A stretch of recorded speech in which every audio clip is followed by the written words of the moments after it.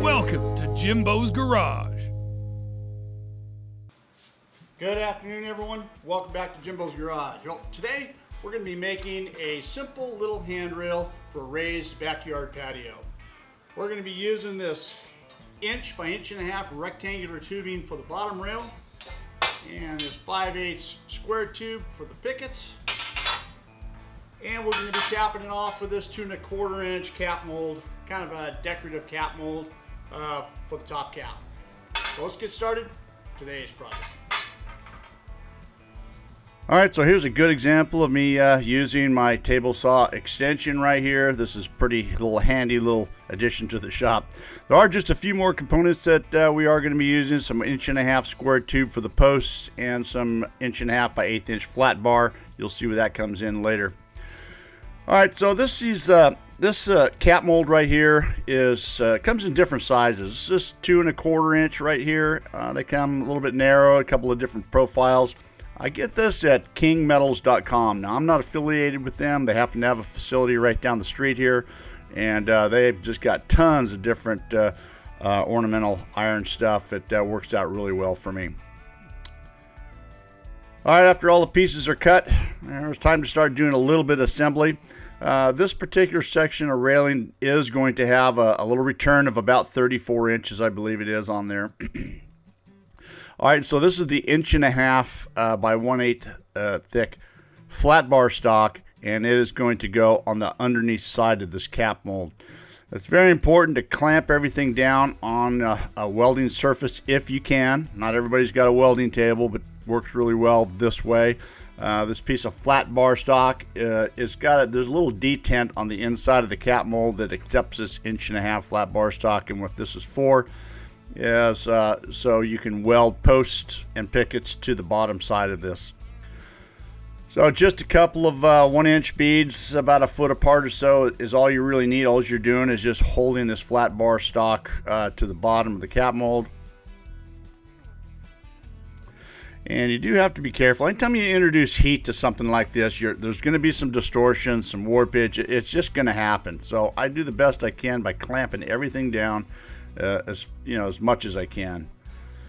All right, so after that's all done, I'm just going to go around here and just with a flap disc and just grind down some of those welds. The idea there, I'm not all the way down, but I'm just kind of smoothing them off.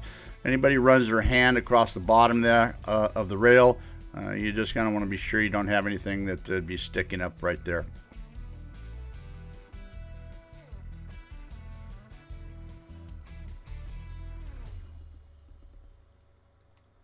All right, so with the table dogs in place, trying to get this 90-degree angle to come together, and you can see that that's the perfect fit. And again, clamp everything down, and what I'm going to do is I'm just going to go ahead and weld this as much as I can all the way around there, and then I will come back with a flap disc and grind that down to kind of match the profile that's on the cap mold. Now, it's not going to be perfect, but it's going to be close enough. This thing is going to get sandblasted, primed, and powder coated, and that's some pretty thick material, and that it covers that up pretty good. Just get as close as you can. All right, so this is the 1.5 square tube that we're going to be using for the posts, and there's going to be 3 posts on this section of railing right here. One side of the railing is going to be connected to a post that's existing, a 6x6 post that's existing, and then there's going to be a center mounted post, and then 2 more on the corner of the return. Now, there's all kinds of different ways to put posts on. You've seen me use fab block squares and all kinds of different ways, but in this case, I'm just using a square right here, and I'm just tacking them in place for right now, getting everything as square as I possibly can.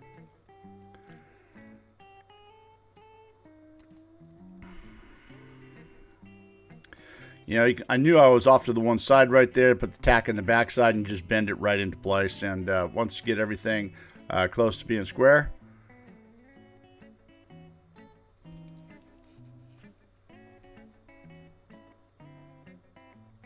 takes a little bit of work sometimes, but once you get it there, it's just time to weld it all the way out.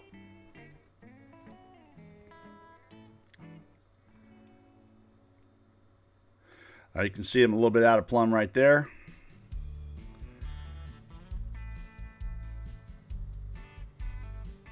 All right. Once I get it close, a lot of times when you're tacking it, it draws it in on that one side. So that's another thing you got to be careful of. So if you're a little bit out of plumb, you get some heat on the one side and it pulls it right over. But you got to be careful and pull it over too much. That's why you got to check both sides.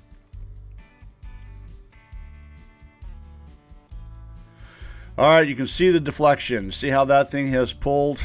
And that's just natural. It's going to do that. So for me to counter that, I'm just putting some table dogs in there and I'm pushing this plate up against the backside and getting it nice and square again.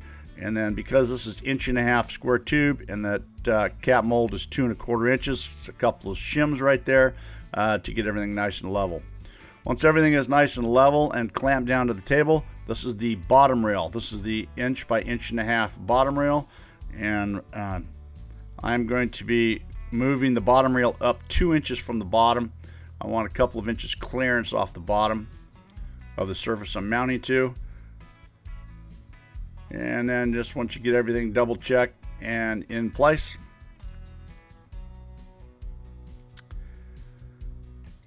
just going to go ahead and just weld this out.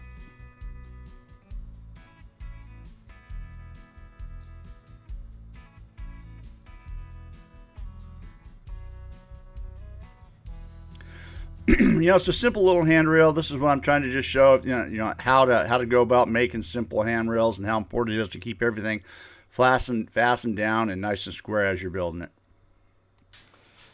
Okay, so I got just a little bit of a problem here. I'm a little short on material.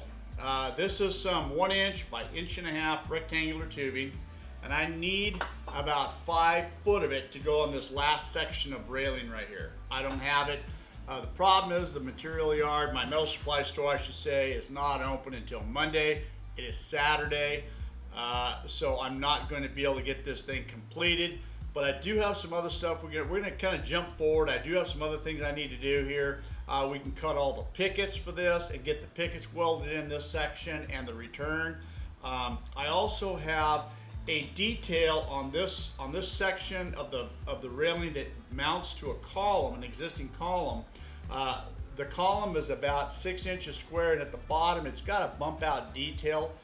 So I've got a couple 45 pieces and risers that I need to cut out.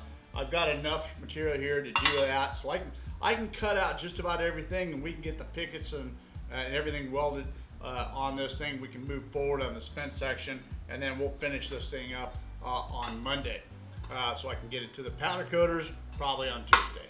All right, so let's go ahead and just kind of move forward and skip around a little bit and go as far as we can. All right, so this post I was talking about, this existing, is patio cover is made out of like a luma wood, and so this post is it's like 6 inch square, and so at the very bottom of it, it's got this small 2 inch bump out, for a detail on the bottom of the post. So what I'm doing right here is I'm creating a couple of angles right here to get around that bump out. All right, so a couple of the pickets right here. This is 5/8 square tube. And I like to cut about 6 at a time. This is seems to work the best for me. I've tried more and I've tried less, and more it gets a little bogged down. Less is you're just not getting enough, and so 6 here works good for me. You're getting 6 pickets at a time, and it's works really good with a saw. It doesn't take very long at all to get enough pickets that you need for a project like this. I mean, back in the day I was cutting them 1 at a time before I figured out I could cut more than 1 at a time. All right, so here in California, the spacing is 4 inches, not to exceed 4 inches. So I've got these little blocks I cut. Depending on the project I'm using, I've got them marked anywhere from 3.5, 3 5/8, 3 3/4, 3 7/8. Depending on the project I'm using, I use these blocks, and you can see that they're indicated on there. I've got them marked. And then I've also got some spacers. You got to remember that cap mold is 2 1/4. The bottom rail is 1.5 inches, and so I've got spacers to get these spaced up to the center of each top and bottom rail there. All right, so when I'm going across right here, you can see that I'm putting my spacers in there. I'm maintaining this particular one is 3 7/8. and then I'm checking about every one or every other one with a square. It's very important to do that. If you don't do this, and I've learned it the hard way, this is why I do this, is they get out of plumb really fast. And once they start getting out of plumb, and you're using blocks like this, it doesn't take long for you to be way out, way fast. So, you know, get them in there about one or every other one, and then check square. Now on something like this, I'm going to get towards the end right here, somewhere right in about right here, and I'm going to stop, and then I've got to check my spacings, because I'm not certain how I'm going to end up here at the very end. Sometimes, you know, it's very rare that you end up right on the money. So I like to take my time here and stop about 2 foot short, make some adjustments right here. And so I'm going to make an adjustment from 3 7/8 to about 3 5/8 or 3 1/2, somewhere in about there, in order to make it work balanced evenly at the end of this panel. Now, if I didn't tell you that, you'd never be able to see it. That's how close it is. So when you do this, it's not like you're going to obviously see a big difference. You know, if like I say, if I didn't mention it, you'd never know it. And when the railing is installed or the fencing is installed, whatever it is you're doing, it's going to be really difficult to see that that changes from 3 7/8 to 3 5/8 or 3 1/2. All right, so for the end piece right here, there's all kinds of different ways of doing it. You know, I just got there and I thought, you know, I got these blocks. I'm just going to set them in there right there, and I'm just going to stack them on top of each other. I'm going to see how that goes. And it's going pretty good.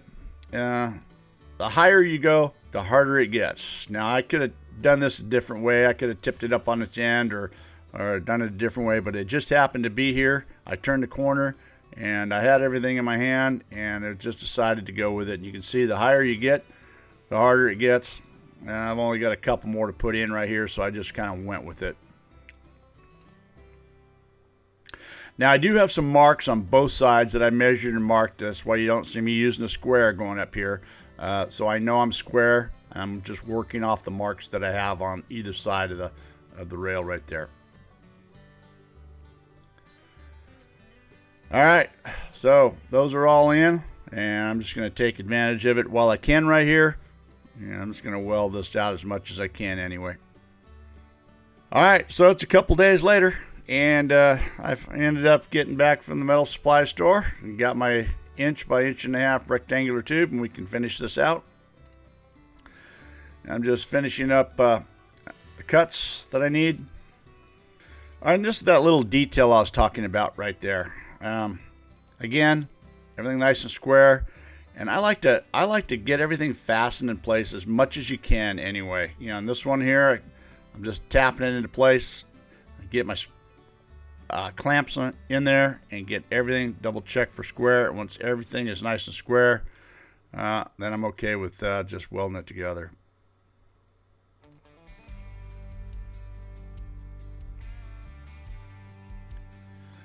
And hopefully it doesn't move around too much.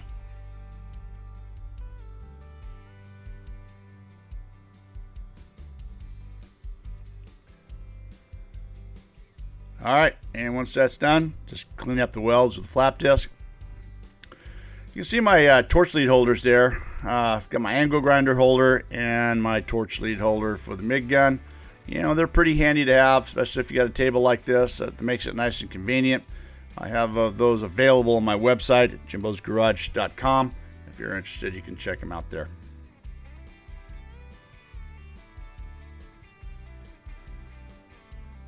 All right, just getting that last bottom rail in place, and then this last section of pickets right here. So I like to throw the pickets in there, kind of just so I have them at the ready right there. And you know, this is kind of a monotonous way to go. This is why I don't really like doing any long section of fencing, at least not for me. You know, I prefer, you know, something maybe not much more than, I want to say 50 feet. That would be the limit for me, because this just gets boring when you're having to weld a lot of pickets in like this. It just, to me, I got to be doing something different. But you know, this is just a shorter section right here. I believe this one's about 12 feet, and then I had an additional section about 8 feet to the side of it. But that's about the limit I like to work with. Is if it can fit on my welding table, then I'm good with it.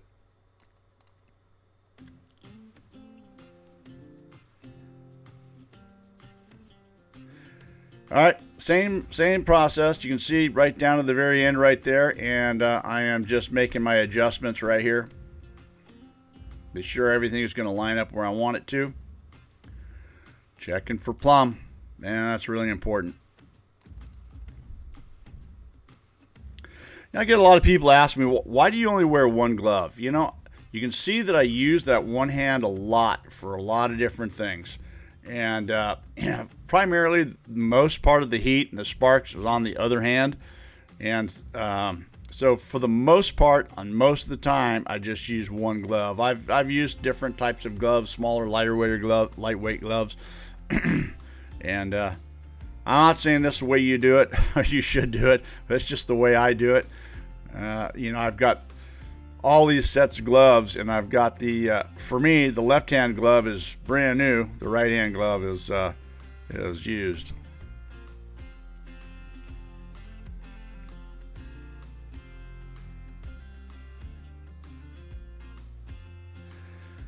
All right, just double checking to be sure that everything is where it needs to be.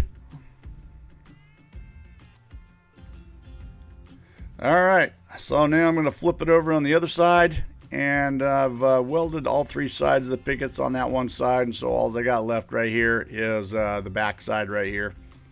Typically I stand these things up and weld them that way, but because this is so long, I'm going to lay it down flat. I'm just going to get it from this side right here. So for everything I'm doing on this project, I'm operating off the HCP ProPulse 220 MTS. That is still my go-to machine for mostly everything. I've got several different machines from HCP there. They're all rigged differently for different applications. But this is the one I use the most. And I've got it spooled with 35 thousandths. And I am running about, on something like this, it's running around 250 inches a minute. That works about the best for me. This is some 063 tubing. It's pretty thin wall stuff. And I find that works about the best for me with the machine that I have. Now 30 thousandths wire, you can use that too. That works just as well. I just use a lot of 35. There's really not much difference there. It works just as well for something like this. You just have to change your inches per minute there a little bit. All right, so these are some 4x4 plates. I'm going to mount this to the very bottom right here. You know, again, I got these at King Metal. I've mentioned I'm not affiliated with them. It's just that how convenient these things are. They come in 3, 4, 5, 6-inch square plates. They got holes in them, all four corners. They're very inexpensive. I think they're about $1 a piece. I mean, if you just think about if you had to cut these out and then drill everything, and these already come pre-done. So for the 1.5-inch square tube, I go with the 4-inch plate. For something smaller, like 1-inch square tube, I go with a 3-inch plate.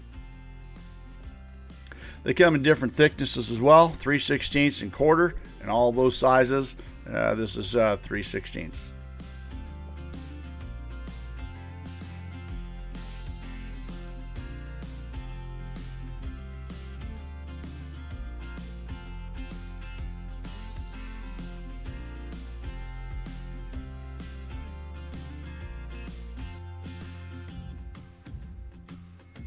All right, well, just the last thing we got to do is I got to get some tabs put on it.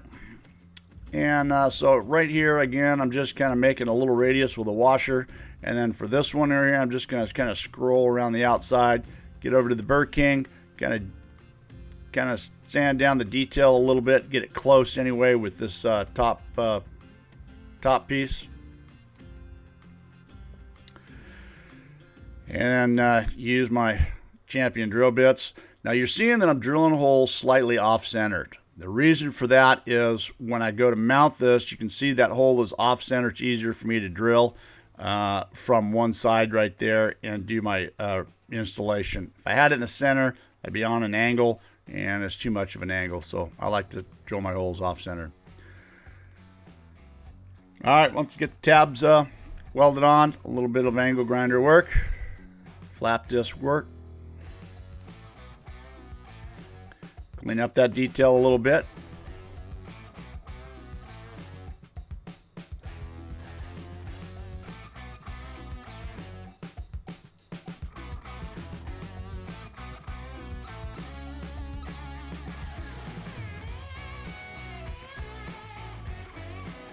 And this project is complete.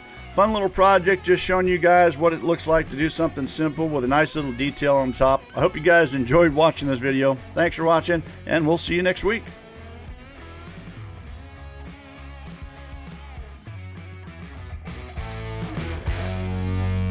See you next time on Jimbo's Garage.